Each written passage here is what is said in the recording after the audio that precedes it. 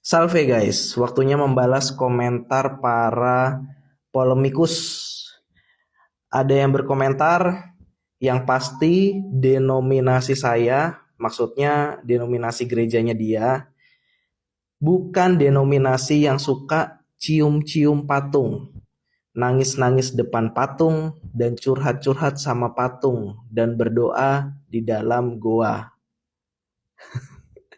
Terima kasih karena Anda sudah sangat mempelajari tentang tradisi orang Katolik. Tapi sayangnya, apa yang Anda lihat, Anda gagal memahaminya. Dan sebenarnya sudah banyak penjelasan. Tapi sepertinya bukan polemikus kalau misalnya tetap mempertanyakan sesuatu yang sudah dijelaskan ya. Saya tidak memaksa kamu untuk ikut-ikutan orang Katolik karena kamu bukan orang Katolik. Tetap saja di gereja kamu yang apa ya, minim tradisi, yang Alkitabiah, silahkan. Silahkan tetap di gerejamu, tapi saya mau coba menjelaskan ya. Walaupun saya tahu Anda tidak akan mampu untuk memahaminya ya. Soal cium patung. Anda anggap ini patungan, saya cium. Nah, Anda anggap saya menyembah patung seperti itu ya. Padahal mencium itu bukan penyembahan, woi. Kamu nyium pacar, nyium foto pacar yang ada di handphone. Misalnya di handphone kalian ada foto pacar kalian, terus kamu cium, wah gitu. Kamu anggap itu menyembah handphone atau menyembah foto. Terus misalnya ada paskibraka gitu ya. Kita ngomongin sesuatu yang ya di luar kekristenan ya, paskibraka. Mereka mencium bendera merah putih, dia cium nih, ambil benderanya ya kan, cium. Apakah itu penyembahan? Tidak, itu penghormatan. Bentuk penghormatan itu bervariasi ya. Setiap komunitas punya tradisinya masing-masing.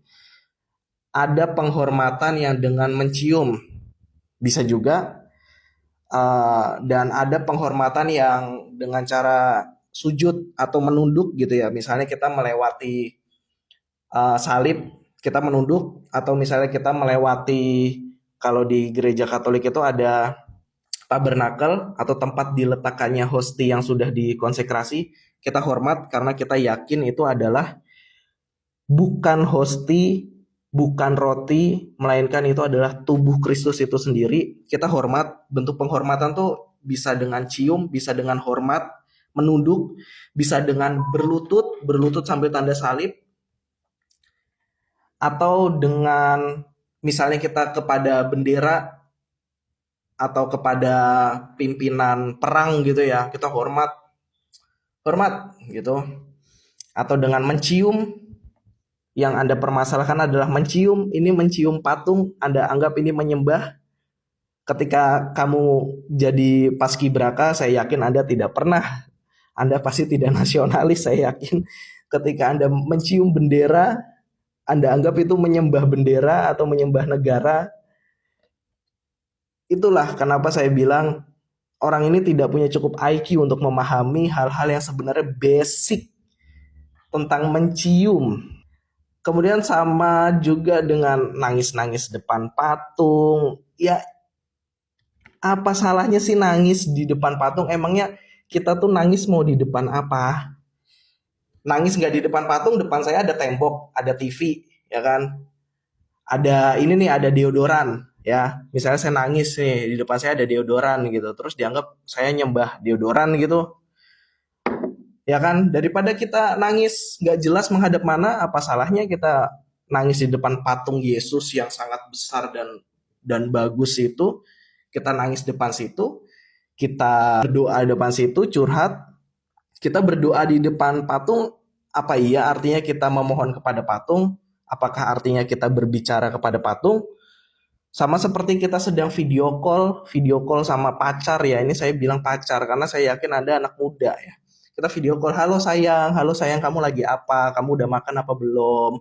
Ini kita ngobrol sama apa? Sama handphone atau sama apa? Kita kan ngobrol sama sosok yang diwakilkan dengan perangkat ini kan. Itu bukan menyembah, yaitu ngobrol sama sosok yang kita tujukan gitu. Kita mau ngobrol sama siapa? Ngobrol sama pacar gitu, nggak mungkin kita ngobrol sama pacarnya lagi jauh terus kita ngobrol sama ini botol deodoran, nggak mungkin. Kita ngobrolnya lewat video call itu pasti lewat handphone atau misalnya pakai laptop, itu normal. Kemudian berdoa di dalam goa, apa salahnya berdoa di dalam goa? Berdoa di dalam rumah aja boleh, apa salahnya sih berdoa di suatu tempat yang sunyi, yang tidak ada orang lain, dan kita mau kusyuk, nggak ada suara-suara, sekalian jalan-jalan gitu. Enaknya orang Katolik itu punya tempat jalan-jalan rohani, punya tempat wisata rohani. Seru guys jadi orang Katolik. Mau jalan-jalan ke mana? Ke Gua Maria mana? Di sana kita nggak harus berdoa kok, jalan-jalan jajan nggak apa-apa. Di Gua Maria Sendang Sono itu nggak cuma orang Katolik, ada banyak teman-teman lain, bahkan ada yang berkerudung, ada juga, dan itu normal, itu tempat wisata kok. Dan kalau mau berdoa di sana ya nggak apa-apa juga, cari tempat sunyi untuk berdoa, nggak ada salahnya gitu. Kalau misalnya denominasi Anda atau gereja Anda tidak suka melakukan itu, ya nggak apa-apa mas bro, nggak apa-apa, silahkan aja Anda berdoa di kamar, Anda berdoa di depan apa pintu, di depan apa, bebas, nggak harus ikut-ikut di depan patung gitu ya. Oke, terima kasih nih Daime. Semoga Anda tetap aja di gereja Anda, tidak perlu ke Katolik ya. Terima kasih. Selamat pagi. Salve guys.